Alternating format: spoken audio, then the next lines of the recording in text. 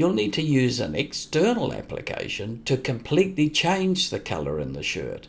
First, import the original clip directly into Pixelmator before you work in Final Cut Pro. Drag that original clip directly on top of the icon in the dock.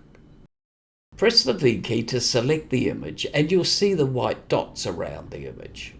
Then resize at the top left to fill the window. Select the Color button in the right-hand panel and scroll down until you see Replace Color. Click it to show the blue if it's not already open. Click the left-hand eyedropper and click on the green polo shirt. Now click on the right-hand eyedropper in the panel and select a new colour. I'd prefer a blue in this instance. Now you're done in Pixelmator, to export for Final Cut Pro, go to the File menu and select Export. Use the sRGB colour profile. Next, change the format to MP4.